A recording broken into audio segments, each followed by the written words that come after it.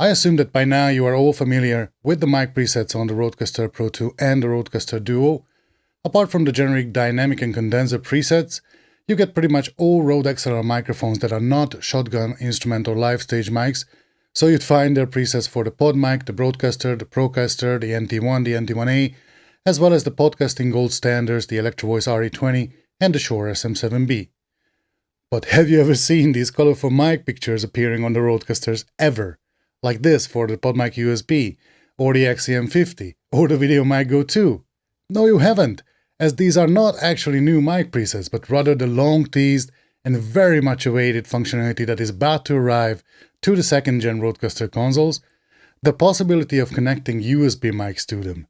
Now, this means that the setup that I'm using right now, which would not have been possible just a few weeks ago, is not totally possible. I have connected the VideoMic Go 2 via a USB cable to the USB 2 port of the RØDECaster Duo, and you are listening to it right now. The feature is in public beta now and expected to arrive as a regular update in the coming weeks, and actually, it is more of a feature set, as there are a number of other enhancements that the new 1.3.0 firmware brings along, which are just as useful, if not even more useful, than the USB mic connectivity, so stay tuned, I'll get there soon. So after a quick update process, which is, by the way, the easiest thing ever in any audio console, it's a press of a button like updating a mobile phone, so no fiddling around with SD cards, copying update files left and right, and holding buttons pressed while doing a handstand. So after the update will have been received, you can take a compatible Rode USB mic, plug it into the USB 2 port, and you're good to go. Now if the word compatible rang an alarm, worry not, as these include pretty much all recent Rode USB mics that don't require 48 volts of phantom power.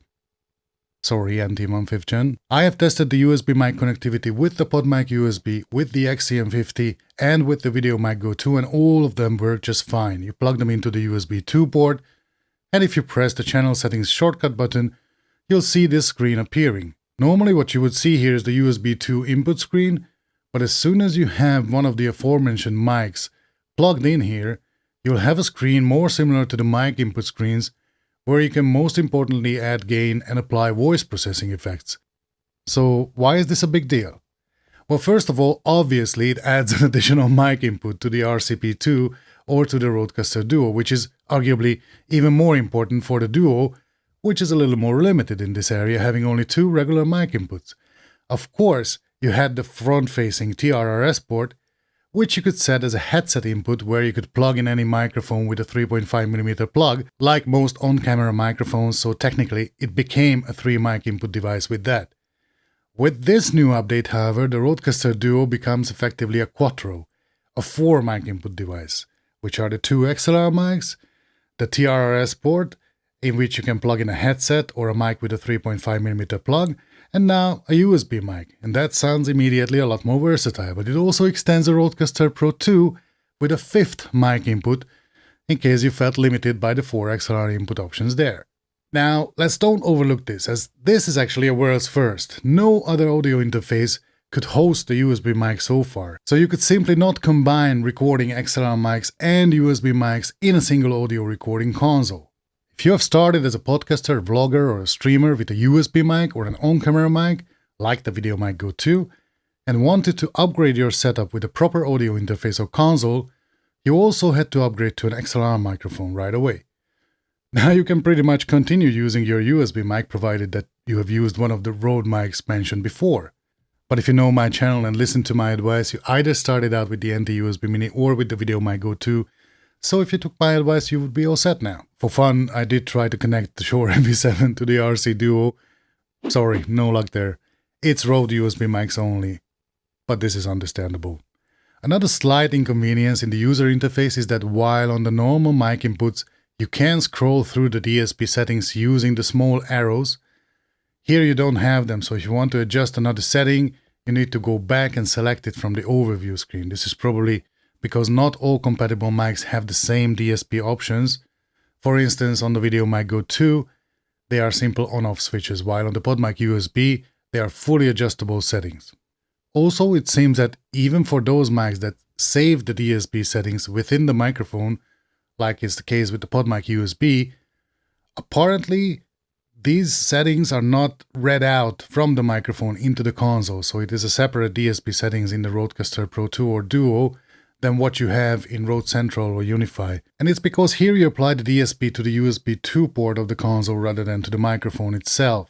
So whatever settings you apply in Rode Central are not transferred to the RØDECasters, and whatever settings you apply in the RØDECasters will not be transferred into Rode Central or Unify.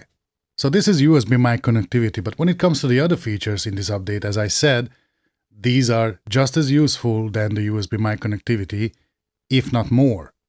First of all, ducking. As you know, ducking is a very useful automation that lowers the volume of all other channels as soon as the host's microphone on the mic 1 channel is active. And with this update, you can now set how much ducking suppresses other channels' volumes in favor of mic 1. This is a setting that I have mentioned at the Tascam Mixcast 4 amongst the features in which it is still ahead of the RØDECaster Pro II or Duo. Now we can put it into past tense. The second gen RØDECasters can now do it too. A little annoyance, I discovered that ducking doesn't seem to work for the sound pad, so if I play the music bed for example and speak into mic 1 simultaneously while having ducking applied, the volume of the music bed played from the SmartPad would not be lowered. The last big new feature is that now you can change the loudness of the SmartPad sounds, which is amazing. You think air horns are way too loud? Now you can make them quieter. Tap the SmartPad's icon on the screen, go to Edit, and while the top row of the SmartPad edit screen only included the playback settings, whether you need to hold the pad to play or just hit it, whether it should loop or not, or what should it do if you press the pad while playing the sound. Now there is a fourth option with the decibel value that you can change between -12 and 0 dB. Also during the recording. The only trouble is that if you are adjusting the volume while playing the sound, as soon as you hit the green tick mark to confirm the settings, it'll restart playing the pad. Irrespective of the other 3 settings, by the way. So if you are playing a pre-recorded interview or advertisement from a SmartPad, you can adjust its volume while it's being played. It'll work, but let it play through before hitting the green tick mark, otherwise it will restart the interview or the advertisement. Nevertheless, this is also a great feature that was dearly missed so far. Finally, the support for the new Wireless Pro rounds up the update here. Let me know what you think about the new update and what are the features you are waiting for the most in the next update. With that, thanks for watching and bye for now.